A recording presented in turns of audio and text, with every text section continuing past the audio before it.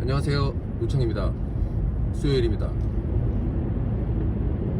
저 앞에 노란색 켄트 외국인 학교 스쿨버스가 보이네요. 6시 25분에 외국인 학교나 사립학교들의 스쿨버스를 볼 때가 있는데요.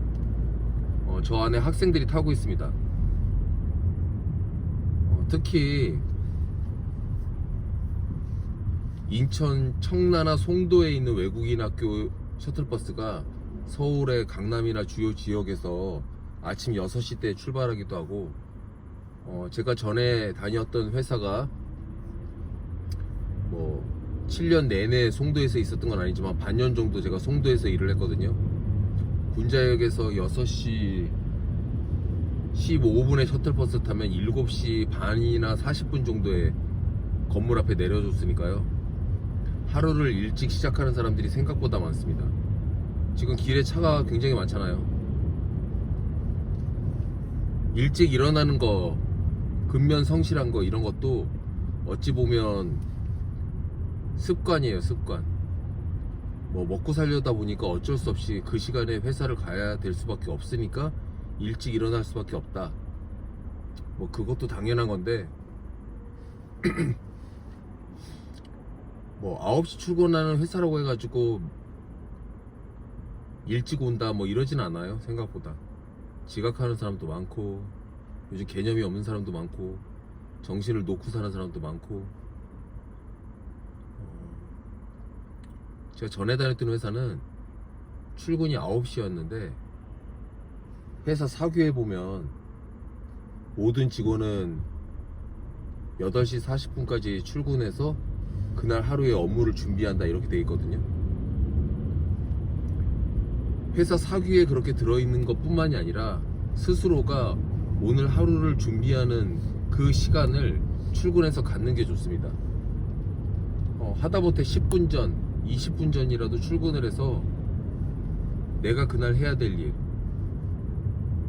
그리고 중요한 거, 미처 하지 못한 거, 또 뭐 메일 점검, 9시부터 업무를 시작하기 위해서 미리 커피도 타놓는다든지 책상도 정리를 한다든지 이런 부분들이 필요하다는 거예요.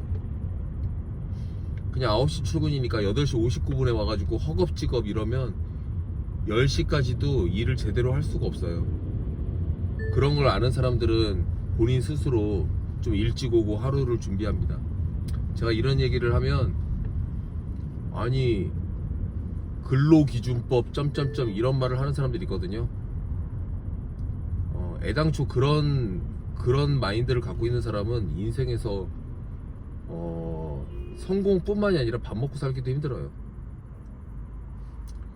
그래서 스스로 자기의 인생은 한 번밖에 없으니까 어떻게 하는 것이 내 인생을 좀 더 효과적이고 낭비 없이 살 수 있는 것인가 생각을 해봐야 되는 겁니다.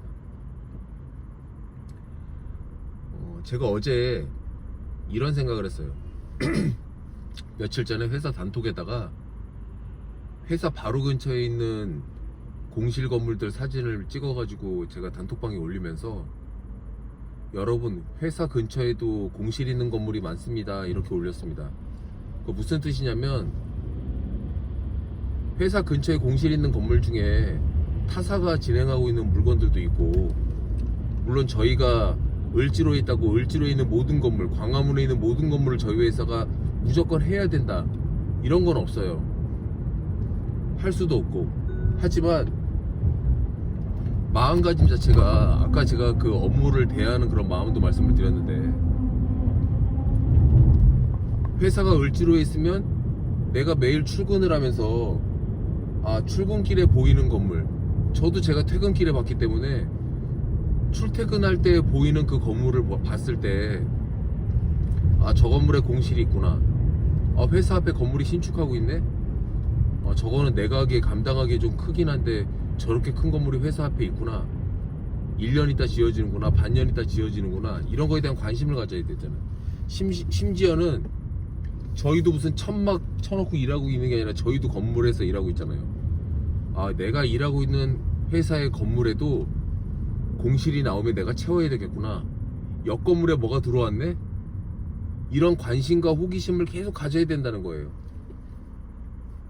그래서 제가 저희 신입 직원분들 중에 좀 기특하다고 생각하시는 몇 분이 있는데, 그게 뭐냐면, 그러고 나서 이틀 후인가 저한테 이제 오셔가지고 그 단톡에 대표님이 올려놓은 내용을 보고 해당 건물에 가봤더니 현수막이 하나 걸려있긴 하는데 전속이 아니더라.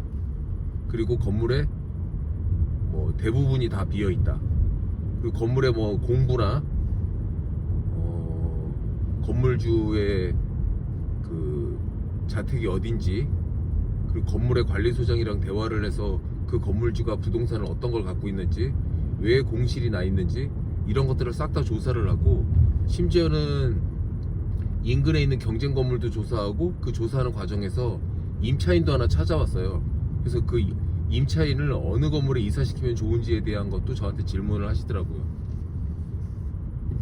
시사점은 뭐냐면, 그 건물 하나를 뭔가 매개점으로 해가지고 다른 건물을 다 가보게 됐고, 그 건물과 상세한 인터뷰도 해서 소장님도 만나고 건물주가 어떤 사람이고 어디에 살고 있고 이런 부분들에 대한 내용을 다 파악했잖아요.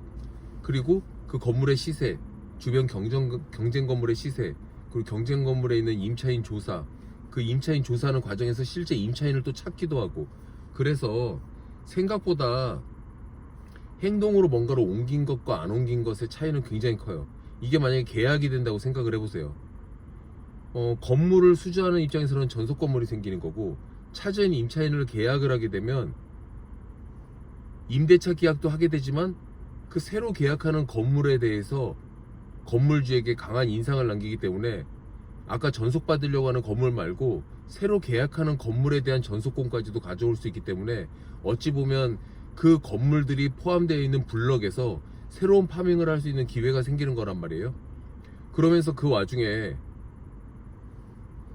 다른 건물에 대한 매매도 알게 되고, 주변에 어떤 건물이 신축하게 될 거라고 해서 명도를 할 수 있는 기회도 생기고, 명도를 하는 기회를 생기게 되면 그 건물을 다시 채우는 기회도 생기게 되고, 일이 일파만파로 퍼지고 또 건물을 신축하는 과정에서 보면 건물에 꼭 사무실만 늘어나는 법은 없잖아요. 병원도 넣게 되고 커피숍도 넣게 되고, 이러다 보면 병원에 대한 진행에 대한 노하우, 커피숍을 진행하는 거에 대한 노하우, 편의점을 진행하는 거에 대한 노하우, 그냥 1층에 30평이니까 편의점을 넣든 커피숍을 넣든 뭐 그냥 임대차 계약 아니냐 이렇게 생각을 하는데, 그 업종에 따라 가지고 배울 수 있는 거는 무궁무진합니다. 그래서 그런 하나의 기회가, 그냥 제가 단톡에다가 저희 회사 근처에도 공실 있는 건물이 있어요 이렇게 올려놨는데, 누구는 가고 누구는 안 가고, 간 사람은 제가 말씀드린 그런 기회를 다 얻게 되는 거잖아요. 이건 하나의 예인데, 신입 직원인데 갑자기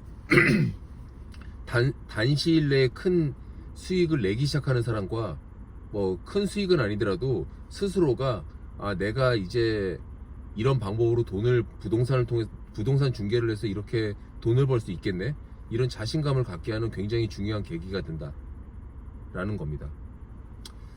자, 그럼 이런 말씀을 드리면서 출근길에 지금 6시 반이 안 됐는데요, 하와이 대저택을 들으면서 저도 회사까지 가보겠습니다. 마치겠습니다.